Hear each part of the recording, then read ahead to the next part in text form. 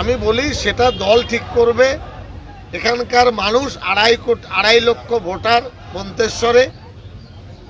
আমি 100% বলতে পারি এরা 2-4 জন, 50 জন, 100 জন, 200 জন তাদের পরিবার, এতে কিছু হবে না।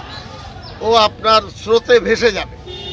আমি শক্তি দেখাইনি, দেখালে আমাদের কর্মীরা যারা পতাকা ধরে ভোট করে, এখানেও 1-2 জন বাহিনী আছেন যারা তোলাবাজি করে, তাদের গায়ে খুব লেগেছে, সামনে আসতে পারছেন না।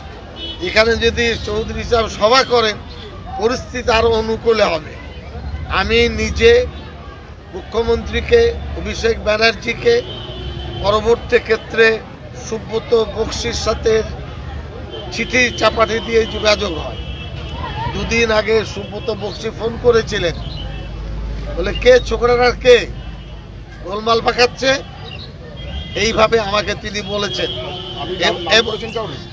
আমি নাম করেছি এবং এরপরে মাথায় তো আছে কুসুম গ্রামের একজন ব্যক্তি, কত লেখাপড়া জানি না, গুন্ডা পুষে রেখেছেন।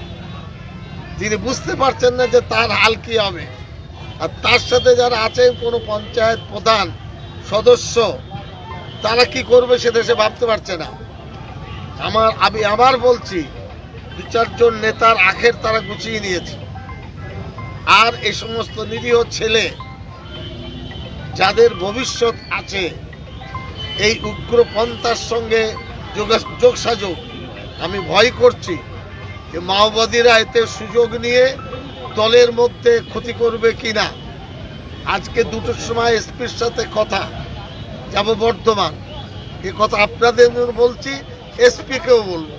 এবং কিছু তালিকা আমার সামনে এসেছে, এই পঞ্চায়েতের মানুষজন দিয়েছে, সেই তালিকা আমি এসপিকে দেব।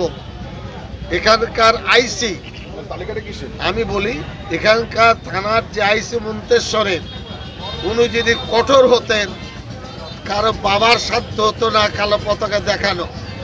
উনি সুযোগ করে দিলেন, দাঁড়ানোর পরিবর্তে 5 জন একসাথে দাঁড়িয়ে পতাকা দেখাচ্ছে।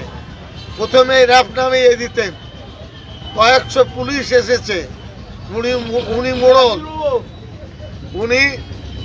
উনি সেই কাজটা করেছেন। এতে আমি প্রচণ্ড অসন্তুষ্ট।